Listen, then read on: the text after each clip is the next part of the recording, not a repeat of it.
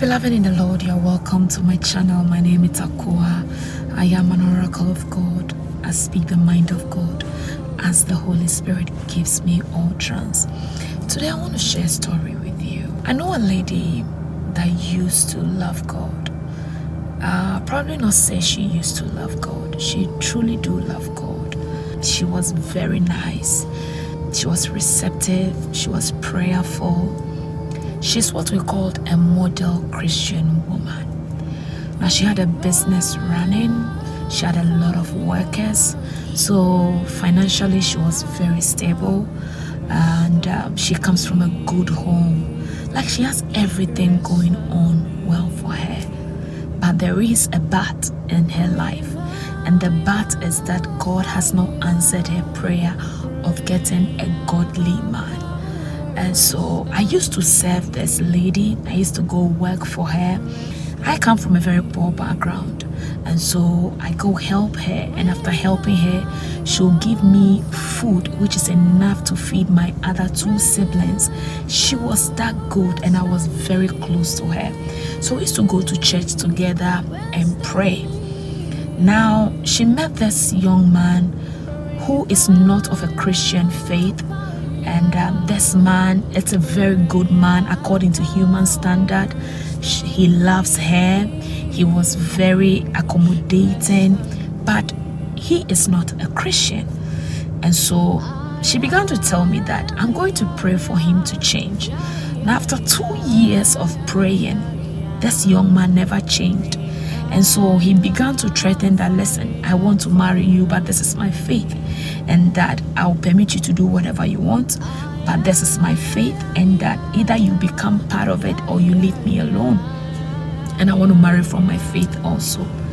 So she decided that I'm going to let go of my Christian faith and marry this young man. I was too young to understand. All I knew was that they were in love. So they got married.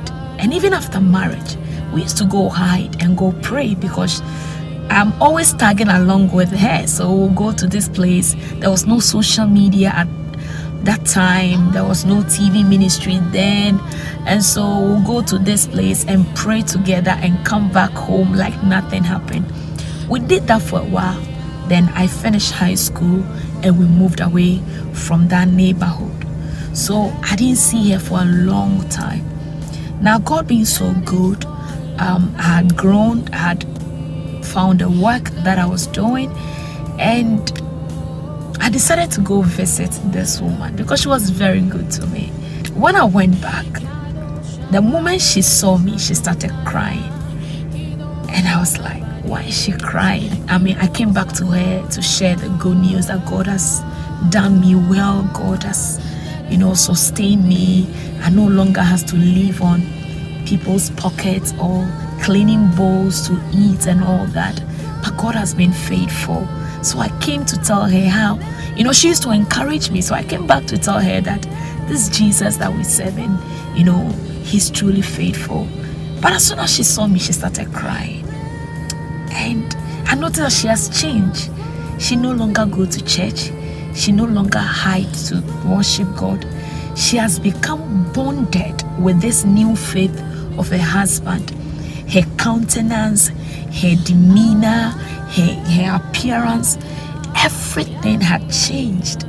And she no longer looked like the woman I used to know. She has lost her business, so financially she was down. And she has lost almost everything except the love that we all uphold and understood that she was in love.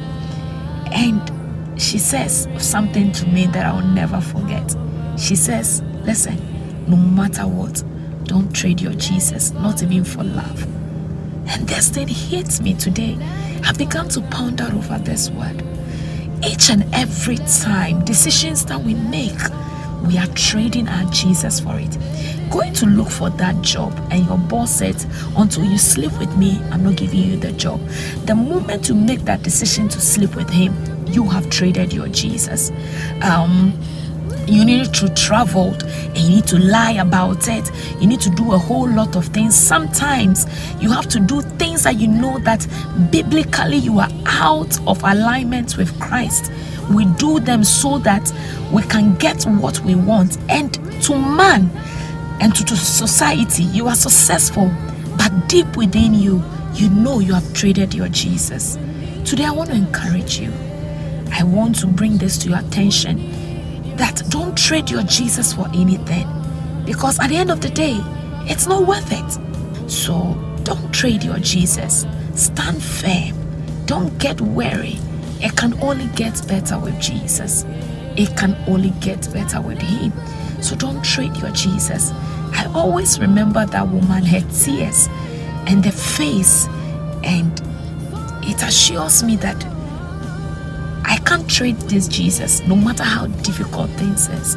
I'll wait till my season of visitation come. And He always does. Marriage is a good enterprise.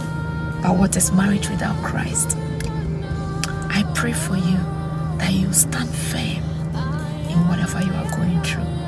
Remember, never trade your Jesus for anything. You are blessed. Have a nice day. Shalom.